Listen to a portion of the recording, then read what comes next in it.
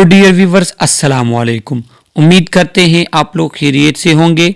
आज की इस इम्पोर्टेंट वीडियो में हम बीएस नर्सिंग 6 सेमेस्टर के इम्पोर्टेंट सब्जेक्ट बिहेवियरल साइकोलॉजी के एक अहम यूनिट को डिस्कस करेंगे जिसका नेम है पर्सन परसेप्शन।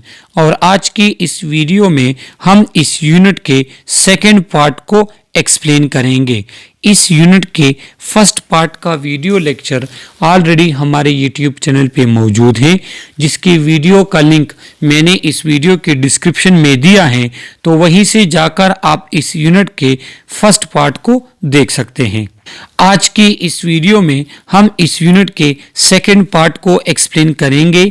इसके साथ इस यूनिट के जो इम्पोर्टेंट पॉइंट्स हैं जो कि आपके एग्जाम में आ सकते हैं, तो हम उन पॉइंट्स को मेंशन करेंगे ताकि आने वाले एग्जाम्स में आपके लिए आसानी हो।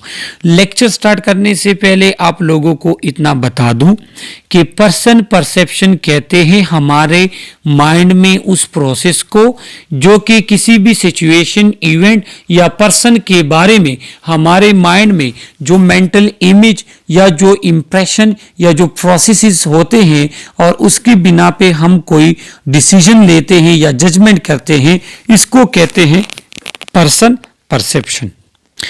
तो सेकंड पार्ट का जो हमारे पास स्लाइड है वो फर्स्ट है क्ले कोवेरिएशन मॉडल।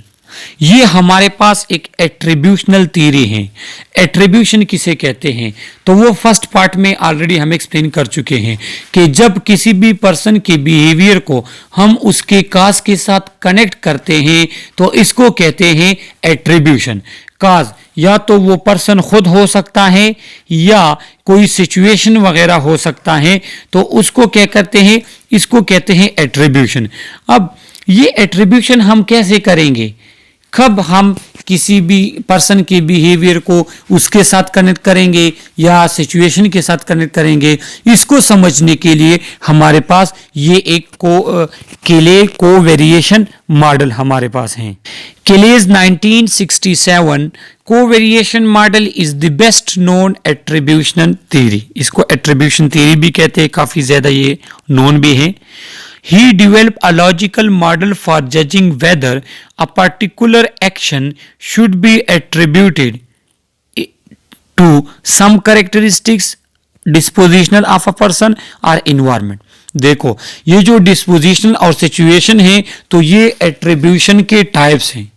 तो ये मॉडल हमें ये बताता है कि हम किसी भी पर्सन के बिहेवियर को डिस्पोजिशनल कहेंगे। डिस्पोजिशनल मतलब कि हम उसके बिहेवियर को कनेक्ट करेंगे उस पर्सन के इंटरनल इन्वायरमेंट की वजह से, कि उसके माइंड की वजह से ये बिहेवियर है, या उस बिहेवियर को हम कनेक्ट करेंगे उस सिचुएशन की वजह से कि जिस सिचुएशन में वो हैं, आया ये वो सिचुएशन की वजह से उसका ये बिहेवियर है। तो इसको क्लियर समझने के लिए हमारे पास ये क्लेज कोवेरिएशन मॉडल है। और क्ले ने एक आर्गुमेंट दी है कि he argues that in trying to discover the cause of behaviour people act like scientist. More specifically they take into account 3 kind of evidences. उन्होंने कहा है कि जब भी हम किसी भी पर्सन की बिहेवियर को एट्रीब्यूट करते हैं तो हम एज अ साइंटिस्ट काम करते हैं। क्यों? मतलब हम डिस्कवर करते हैं कि ये पर्सन का ये जो बिहेवियर है ये किस वजह से हो सकता है। आया वो इंटेंशन उसके इंटरनल की तरफ से है, उसके माइंड में ये बात चल रही इसलिए उसने कही, या उसको सिचुएशन ने मजबूर किया। सिचुएशन ने मजबूर किया तो किस तरह मजबूर किया। तो ये सारे के सारे जो एट्रीब्यूशन होते हैं ये हम जब किसी पर्सन के साथ कनेक्ट करते हैं उसके बिहेवियर को, तो उससे पहले हम ये देखते हैं, हमारी ये कोशिश होती है चाहे वो एजुकेटेड पर्सन हो या अनएजुकेटेड हो, वो ज़रूर सोचेगा कि जब हम उसके साथ कोई बात करेंगे ना तो वो ज़रूर सोचेगा कि ये बात जो इसने की है इसके बिहाइंड इसका क्या मकसद है, इसने ये बात क्यों की है। आया ये इसने खुद से ये बात की है या हालात ने इसको मजबूर किया। तो ये जो है ये डिटेल हमें कौन देता है, ये हमें क्ले कोवेरिएशन मॉडल देता है। अब इसके 3 डिफरेंट टाइप ऑफ एविडेंसेस हैं, इनको आप समझ ले क्योंकि इस मॉडल से एमसीक्यूज 1 या 2 जरूर आते हैं। ये हमारे पास कोवेरिएशन मॉडल के ये 3 टर्मिनोलॉजीज हैं। सबसे पहले हमारे पास है कंसेंसस। कंसेंसस किसे कहते हैं? The extent to which other people behave in the same way in a similar situation. For example, if everybody in the audience is laughing, the consensus is high. If only Tom is laughing, consensus is low. क्या मतलब कि हमारे पास जो एक behaviour है वो similar situation में जितनी ज़्यादा रिपीट होता है उतना उसका कंसेंसस ज़्यादा होगा। रिपीट इन द सेंस कि अगर एक मिसाल के तौर पे हम कहते हैं ना कि मार्केट में एक चीज़ काफ़ी ज़्यादा मशहूर है तो फिर हर कोई क्या कहता है, हर कोई उसी तरह उस चीज़ को फॉलो करता है, इसको कहते हैं कंसेंसस। एग्जाम्पल इन्होंने दिया है कि अगर ऑडियंस में हर कोई हंस रहा है तो मतलब कंसेंसस हाई है, अगर सिर्फ एक पर्सन टॉम हंस रहा है तो कंसेंसस लो है। तो कोई भी बिहेवियर अगर किसी पर्सन का होगा तो हम देखेंगे कि क्या आजकल इस चीज़ का क्या है, दौर चल रहा है, आजकल ये चीज़ मार्केट में आम हुई है तो इस वजह से इस पर्सन का ये बिहेवियर है। मिसाल के तौर पे एक पर्सन आपके पास आता है जी, उसने बड़ी घड़ी पहनी हुई है, सही है, और उसकी घड़ी जो है येलो कलर की है। अब हमने देखना है कि क्या आजकल लोग घड़ी एज अ फैशन यूज़ करते हैं या नहीं करते, क्योंकि मोबाइल के आने के बाद एक टाइम तक लोग वॉच यूज़ नहीं करते थे, अभी फिर एक फैशन टाइप आया हुआ है। तो हम देखेंगे कि अगर एक बिहेवियर ज़्यादा लोग फॉलो कर रहे हैं मतलब उस बिहेवियर का कंसेंस हाई है, अगर ज़्यादा लोग फॉलो नहीं करते, एक दो फॉलो कर रहे हैं मतलब कंसेंसस लो है, सही है। दूसरा है डिस्टिंक्टिवनेस। डिस्टिंक्टिवनेस किसे कहते हैं? The extent to which the person behave in the same way in similar situation. एक पर्सन एक सिचुएशन में किस तरह बिहेव करता है। For example, if Tom only laugh at this comedian, the distinctiveness is high. If Tom laugh at everything, then distinctiveness is low. क्या मतलब कि अगर आपका सिचुएशन, आपका बिहेवियर किसी सिचुएशन तक स्पेसिफिक होता है तो इसको हम कहते हैं कि आपकी डिस्टिंक्टिवनेस हाई है। मिसाल के तौर पे एक पर्सन गुस्से वाला होता है, हर एक बंदे के साथ मिलता है उसका गुस्से के मूड में होता है, लेकिन जब वो फैमिली मेंबर से मिलता है या अपने पेरेंट्स से मिलता है एकदम से उसका एक्सप्रेशन चेंज हो जाते हैं, तो फिर हम कहते हैं कि इस पर्सन की डिस्टिंक्टिवनेस हाई है। क्योंकि क्या है कि इसका ये सिचुएशन जो है, इस सिचुएशन में इसका बिहेवियर चेंज है। अगर एक पर्सन हर एक से गुस्से के साथ मिलेगा पेरेंट्स से, तो हम कहेंगे डिस्टिंक्टिवनेस इसमें लो है, क्योंकि डिस्टिंक्टिवनेस नेम ही क्या कहते हैं, सेपरेटेड को कहते हैं कि आप कितना डिस्टिंक्टिवनेस है, कितना सेपरेटेड है, कितना अलग है, सही है। थर्ड क्या है? कंसिस्टेंसी। कंसिस्टेंसी कहते हैं the extent to which the person behave like this every time the situation occur, कि अगर एक सिचुएशन को बार बार आपका जो बिहेवियर है वो सेम होता है। क्या मतलब कि जब भी आप अपने फ्रेंड से मिलते हो हंसते रहते हो, आज मिले हंस से, कल मिले हंस के मिले, आज आपने मजाक किया, कल मजाक किया, परसों, जब भी आप मिलते हो उसके साथ आप कहते हंसते रहते हो, तो आपका ये बिहेवियर कंसिस्टेंट है, तो आप में कंसिस्टेंसी है। जिस तरह इन्होंने एग्जाम्पल दिया है कि if Tom always laugh at this comedian the consistency is high, if Tom really laugh at this comedian then consistency is low. मतलब टॉम हमेशा इस कॉमेडी वाले बंदे को या इस सिंगर के साथ वो खुश होता है, तो इस ये कंसिस्टेंसी इसमें है। अगर कभी वो खुश होता है लेकिन कभी कभार उसको फील ही नहीं होता, हालांकि वही बंदा उसके सामने गा रहा होता है, तो कंसिस्टेंसी कम है। तो हम फिर बिहेवियर को देखेंगे कि आया उसका बिहेवियर कंसेंसस में आ रहा है या वो डिस्टिंक्टिवनेस है या जो है वो उसमें कंसिस्टेंसी है या नहीं।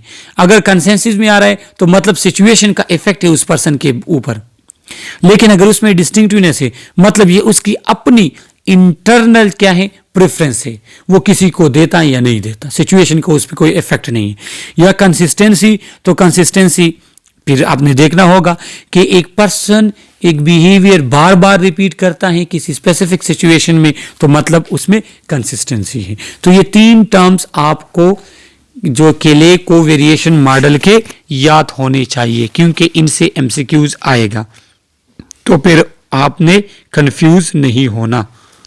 अब जिस तरह मैंने आप लोगों को एट्रीब्यूशन का कहा, जो कि इस यूनिट के फर्स्ट पार्ट में हम एक्सप्लेन भी कर चुके हैं कि जब किसी भी पर्सन के जब भी किसी भी पर्सन के बिहेवियर को हम उसके काज के साथ कनेक्ट करते हैं, इसको एट्रीब्यूशन कहते हैं। लेकिन इस एट्रीब्यूशन हम अपनी परसेप्शन की बिना पे करते हैं और उसमें गलती आ सकती है। तो यहाँ पे कुछ बायसेस या गलतियां हैं जो हम एट्रीब्यूशनल करते वक्त करते हैं। सबसे पहला है fundamental attribution error. Fundamental attribution error किसे कहते हैं? We tend to explain the behaviour of other people by attributing their behaviour to internal personal characteristics while underestimating or ignoring the effect of external situational factor। कभी कभार हम क्या करते हैं? Fundamental attributional error करते हैं। फंडामेंटल एट्रीब्यूशनल एरर किसे कहते हैं? कि एक बंदे का जो बिहेवियर है हम कहते हैं कि ये खुद उसकी वजह से है, हालांकि हो सकता है वो सिचुएशन की वजह से हो, लेकिन हम सिचुएशन को इग्नोर करते हैं। मिसाल के तौर पे आपने एक पर्सन से कर्जा लिया हुआ है, सही है, कर्जा लिया हुआ है, आप उसको वापस ही नहीं कर रहे, उसको मजबूर हैं, वो उसको चाहिए। अब वो पर्सन आपके पास आ जाए और आपके साथ बदतमीजी कर ले, आपके साथ गुस्सा कर ले, तो आपका फ्रेंड कहेगा कि नहीं, वो बंदा बहुत बदतमीज है, उसने आपके साथ गुस्से में बात क्यों की। हालांकि उसको ये पता नहीं होगा कि ये बंदे जिसने गुस्से में बात की तो उस सिचुएशन ही इस तरह बनी, आप उसको कर्जा नहीं दे रहे थे। तो कहने का ये मकसद है कि जब एक पर्सन का बिहेवियर सिचुएशन की वजह से होता है और हम ये गलती कर जाते हैं और हम कहते हैं कि नहीं, ये मसला उस बंदे में है, उसमें ये कमी है या कमजोरी है, तो इसको कहते हैं फंडामेंटल एट्रीब्यूशनल एरर। सेकंड जो हमारा पास बायसेस या एरर आता है एट्रीब्यूशन में, उसको कहते हैं एक्टर ऑब्जर्वर डिस्क्रिपेंसी। क्या मतलब? when we are actor we tend to attribute our own behavior to external causes। when we are the observer of someone else behavior we tend to attribute their behavior to internal causes। इसका मतलब ये है कि जब बात हम पे आती है तो हम कहते हैं, जब हम एज ए एक्टर काम करते हैं, बात हम पे आती है, कोई हमें जज कहता है, तो हम ये सफाई देते हैं कि मेरा ये जो बिहेवियर है ये एक्सटर्नल सिचुएशन की वजह से, मतलब मैं गुस्सा कर रहा हूं तो मुझे जो है हालात ने इस तरह मजबूर किया है, मैं नहीं पढ़ रहा तो हालात इस तरह बने थे, हालांकि वैसा कुछ होता नहीं है। और जब हम ऑब्जर्वर होते हैं, जब दूसरे बंदे को हम जज करते हैं, तो चाहे सिचुएशन की वजह से हो, लेकिन हम कहते हैं कि नहीं, ये मसला इस बंदे में है, तो यहां पे हम गलती कर जाते हैं। इसको कहते हैं एक्टर ऑब्जर्वर डिस्क्रिपेंसी, सही है। इसके बाद हमारे पास है ब्लेमिंग द विक्टिम। ये भी हमारे पास एक थर्ड बायस है या एरर जिसको हम कह सकते हैं। इसमें क्या होता है? when we are unable to help the victim of misfortune we tend to blame them for causing their own misfortune or for not taking step to prevent or avoid it, partly due to the just world hypothesis। देखो, दुनिया का ये कानून है, अगर कोई आपकी help नहीं कर सकता तो वो कहता है कि आपने ये रिस्क क्यों लिया, आपने ये गलती क्यों की, गलती आपकी है। तो ये हम क्या करते हैं, ये बायस हम कर जाते हैं और हम कहते हैं कि फला बंदे के साथ अगर ये काम हो रहा है या आज कल ये इस इशू में है तो ये खुद उसकी अपनी वजह से है। अगर जब हम हेल्प नहीं कर जाते तो हम उसको ब्लेम करना शुरू कर देते हैं और हम खुद अपने आप को साफ करने की कोशिश करते हैं कि मैंने इसलिए मदद नहीं की कि ये गलती उस बंदे की थी, उसको सबक सीखना चाहिए। तो हो सकता है कि हालात की वजह से उस पर ये इशू आया हो, तो इसको कहते हैं ब्लेमिंग द विक्टिम। और ये हमारे पास एक बायस है एट्रीब्यूशनल। इसके बाद हमारे पास फोर्थ वन है self serving bias. Self serving bias में क्या होता है? We have a tendency to take credit of our success by attributing them to internal personal causes along with a tendency to distance ourselves from our failure by attributing them to external situational causes most common in individualistic cultures. क्या होता है कि जो लोग खुद परस्त होते हैं, इंडिविजुअलिस्टिक कल्चर के होते हैं, उनमें ये प्रॉब्लम होती है कि वो अगर एक टेस्ट क्लियर कर जाते हैं, एक टेस्ट पास करते हैं, या उनको कोई कामयाबी मिलती है, या उन कोई अच्छा काम करते हैं, तो कहता है कि मैंने इसके लिए मेहनत की, जो है मैंने इसके लिए कोशिश की, मैंने काफ़ी स्ट्रगल किए. लेकिन अगर उस पर्सन को किसी जगह पे फेल्यूर होता है, कोई जो है अनवांटेड उससे काम हो जाता है, या कोई सही काम गलत काम वो कर जाते हैं, तो फिर कहते हैं जी सिचुएशन इस तरह बना, इसमें मेरी गलती नहीं है, खुद को साफ करने की कोशिश करते हैं.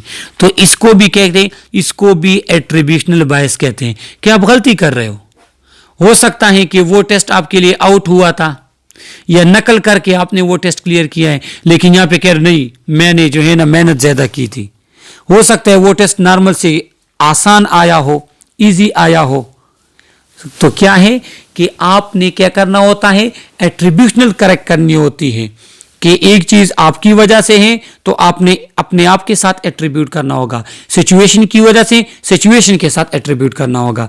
ऐसा नहीं कि अच्छी चीज अपने साथ कनेक्ट करते हो और कुछ गलत हो जाते हैं तो कहते हैं हालात ऐसे बने कि एमयू का एग्जाम इस तरह था, फला university out of course paper लेकर आई थी. लेकिन अगर आपका कोई आउट ऑफ कोर्स भी पेपर आया हो और किसी स्टूडेंट का जो है रिजल्ट अच्छा आ जाए, तो वो कहते हैं बड़ा आउट ऑफ कोर्स आया था लेकिन मैंने अपने माइंड के मुताबिक किया और मेरा अच्छे मार्क्स आए. सही है.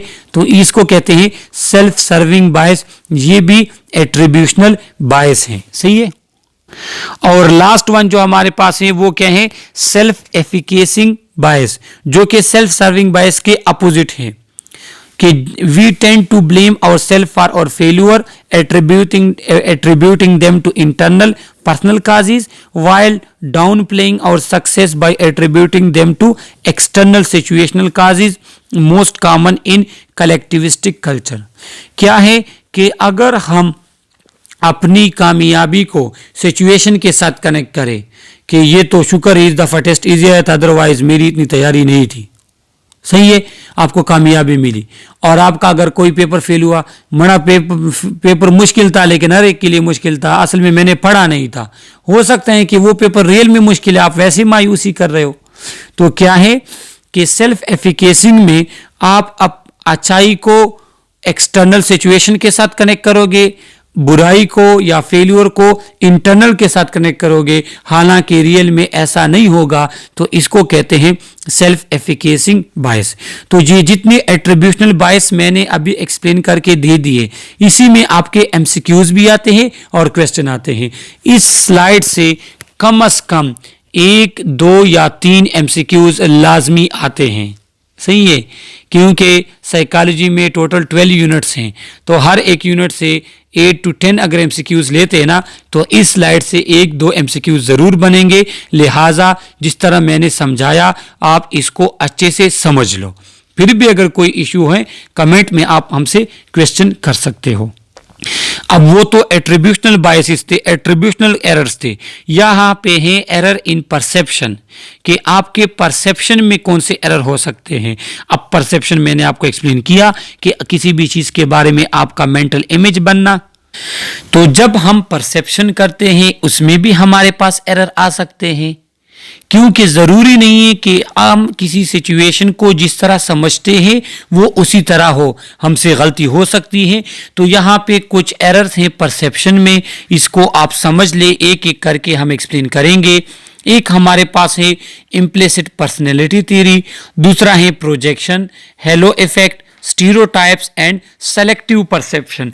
तो ये वो एरर हैं जो हम परसेप्शन करते वक्त करते हैं. Implicit personality theories, a network of assumption about the relationship among various type of people, trait and behavior. हमारे पास जो एजम्पशन, जो हम इज्यूम करते हैं डिफरेंट लोगों के बारे में, उनके ट्रेट और बिहेवियर उनके साथ कनेक्ट करते हैं, उनमें गलती क्या आती है? Form cognitive schemes through our previous experiences that we begin to associate with different type of people. मिसाल के तौर पे हमने एक टाइप ऑफ पर्सन के बारे में एक बिहेवियर या एक कनेक्शन हमने बना दी। अब उस तरह का बंदा हमें जहां पे मिलेगा हम कहेंगे कि इसमें वो बिहेवियर होगा, सही है, उसमें वो बिहेवियर होगा। यहां एग्जाम्पल के थ्रू मैं आपको समझा दूं। एग्जाम्पल में देख लें कि the trait honesty is associated with hard working, मतलब कि जो लोग हार्ड वर्किंग करते हैं वो हानेस्ट होते हैं। अब मैंने हानेस्टी को कनेक्ट किया है हार्ड वर्किंग के साथ। अब जहां पे भी मुझे हार्ड वर्किंग कोई बंदा मिल रहा है मैं कह रहा हूं कि जी ये हानेस्ट है, मैं इसको हानेस्ट परसीव करता हूं। जरूरी नहीं है, हो सकता है कि फला हार्ड वर्किंग बंदा हार्ड वर्क तो कर रहा हो लेकिन वो हानेस्ट ना हो, कोई और मजबूरी की वजह से वो कर रहा हो। तो क्या है कि इसको कहते हैं इम्प्लिसिट पर्सनैलिटी थ्योरी। इसको इम्प्लिसिट पर्सनैलिटी थ्योरी कहते हैं कि जब हम किसी एक कैरेक्टर की वजह से जो हमने प्रीवियस लाइफ में किसी पर्सन में देखा हो उसके साथ हम दूसरे बंदे को कनेक्ट करते हैं, तो इसको कहते हैं इम्प्लिसिट पर्सनैलिटी थ्योरी। कि हम कहें कि टीचर सारे काबिल होते हैं, मतलब टीचर हैं तो टीचर मैंने काबिल देखा है। अब एक टीचर ने अगर आपको गलत बात भी कह दी, मतलब उससे गलती भी हुई, मैं कहता हूं नहीं मड़ा ये टीचर है, टीचर गलत नहीं कहता तो उसने सही कहा। जरूरी नहीं है, हो सकता है कि उस चीज के बारे में टीचर के पास इंफॉर्मेशन नहीं थी या उससे गलती हुई है।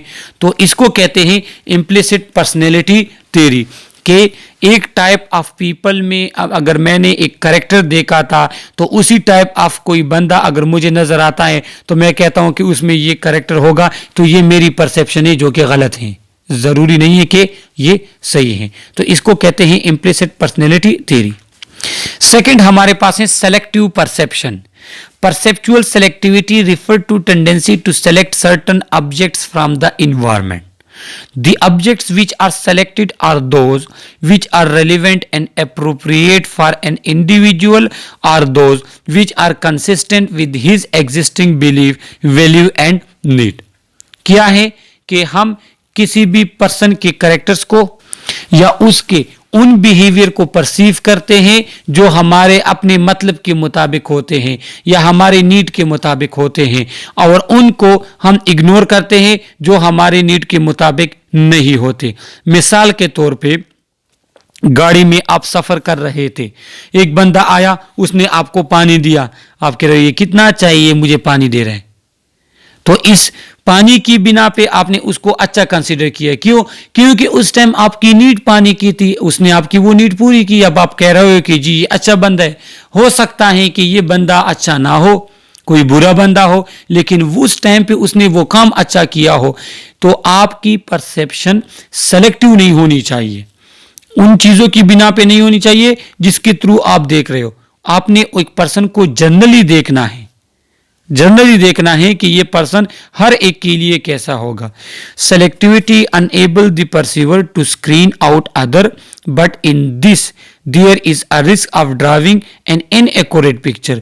मतलब जब आपने एक पर्सन को दो तीन चीजों की बिना पे आपने जज किया और आप डिसीजन ले रहे हो, तो आप एक इनएक्यूरेट पिक्चर आपके पास आ सकता है। आप किसी भी सिचुएशन को फाइनली कंक्लूड नहीं कर सकते जब तक कि आप उस सिचुएशन को ऑल एस्पेक्ट से ना देख लो। तो ये एक गलती हमारी कि हम एक दो कैरेक्टर की वजह से हम क्या करते हैं, डायरेक्ट डिसीजन ले लेते हैं कि हम कहते हैं कि फला बंदे ने अच्छे कपड़े पहने हुए हैं तो ये अमीर बंदा है। हो सकता है कि उसने रेंट पे वो कपड़े लिए हैं।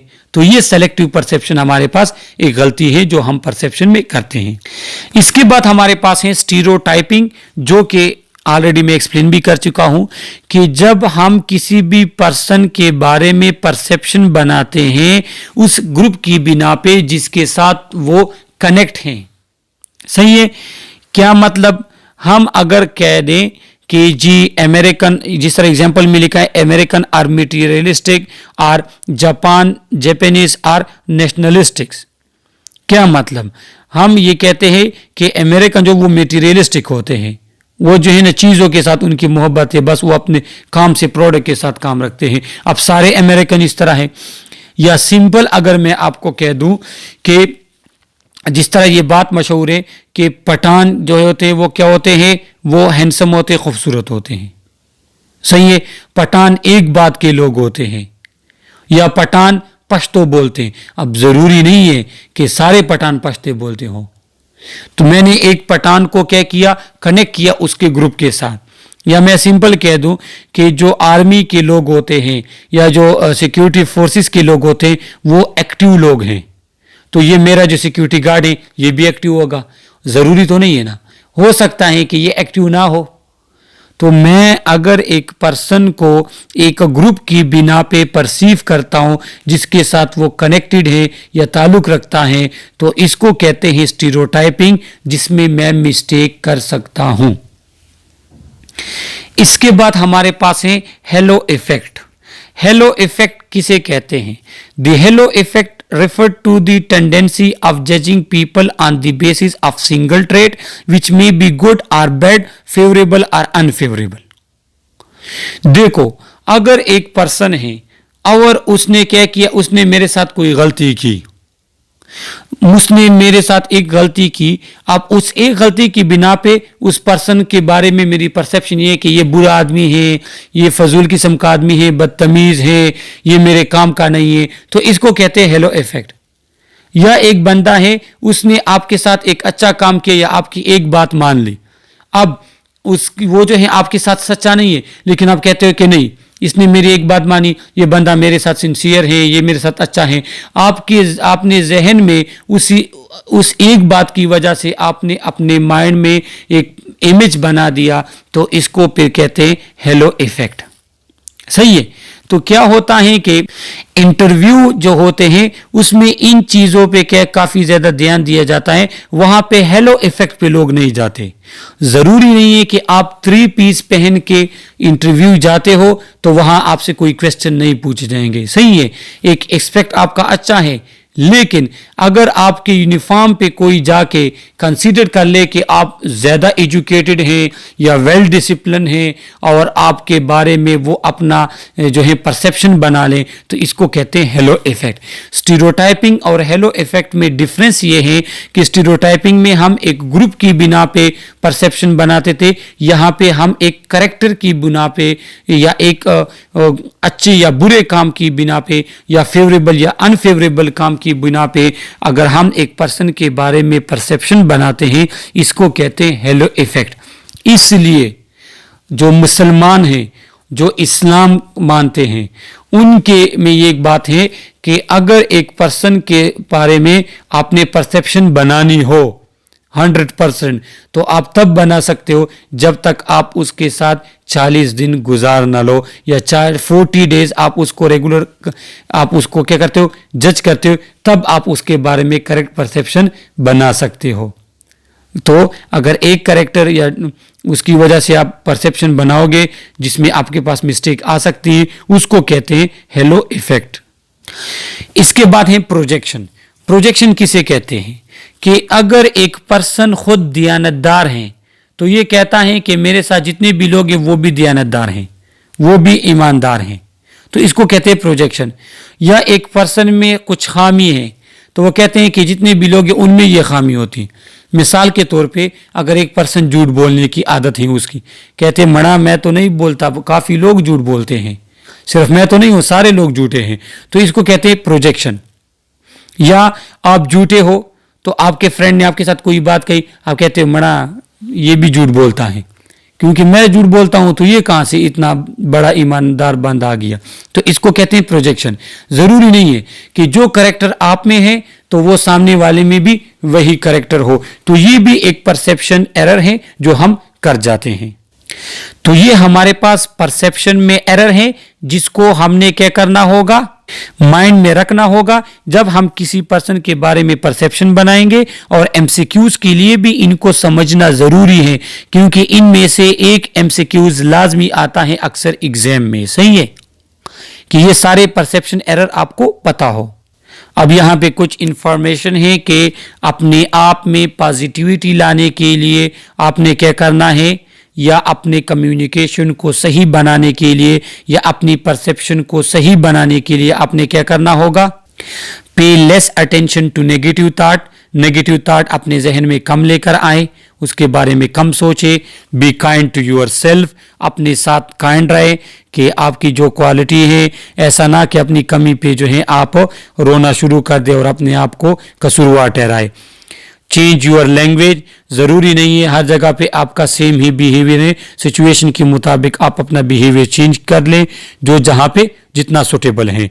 Start a daily gratitude practice, daily basis पे जितनी भी चीज़ें आपके पास है आप उन पे शुक्र करें। अब ये पॉजिटिविटी के आप लेकर जाएगा आपको। गो आउटडोर, आउटिंग वगैरह करते रहें कि आपका माइंड फ्रेश हो, ताकि आपके माइंड में परसेप्शन सही से बने लोगों के बारे में।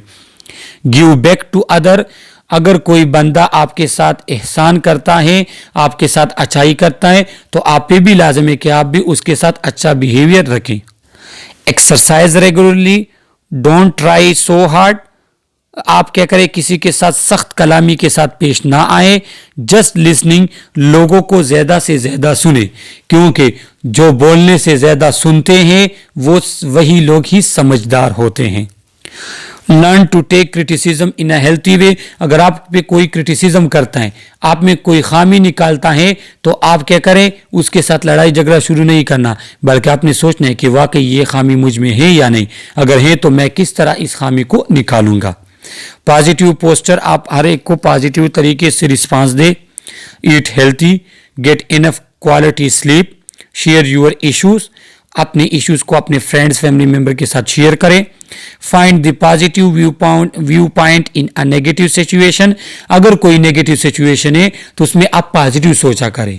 मायूसी गुनाह है, आप उसमें देखें कि कितना अच्छा हम इसमें सोच सकते हैं। चलो मेरा एक पेपर फेल हुआ, सही है, कोई बात नहीं, इंशाल्लाह नेक्स्ट टाइम मैं मेहनत करूंगा। अगर आप फिर कहो कि जी मेरी वजह से हुआ, इसकी वजह से, उसकी वजह से हुआ, तो आप में नेगेटिव थिंकिंग आएगी। तो आपने क्या करना है, नेगेटिव सिचुएशन में पॉजिटिव सोचना है। Add value and positivity to someone else life, अपनी लाइफ में पॉजिटिव थिंकिंग लेकर आए। लिव वर्क एट वर्क, आप काम की जगह पे काम, घर में आप फैमिली वालों को टाइम दे। ऐसा नहीं कि स्कूल में आपने लड़ाई की या कॉलेज में लड़ाई की, अब आप फ्रेंड के साथ लड़ाई करो या घर में किसी पे गुस्सा होता है, नहीं। Give your self a break, आप ब्रेक लिया करें। कंटिन्यूस काम भी आपको डिस्टर्ब करता है। कीप लर्निंग, सही है। तो ये वो तमाम कैरेक्टरिस्टिक्स हैं जो आपको पॉजिटिव थिंकिंग की तरफ लेकर जाते हैं। तो ये हमारे पास क्या था, पर्सन परसेप्शन यूनिट का सेकेंड पार्ट था। इसमें भी कोई इश्यू है तो आप कमेंट के थ्रू हमसे पूछ सकते हैं। अगर आप लोगों ने हमारा चैनल सब्सक्राइब नहीं किया तो प्लीज चैनल को सब्सक्राइब करें, बेल आइकन प्रेस करें। Okay, thank you.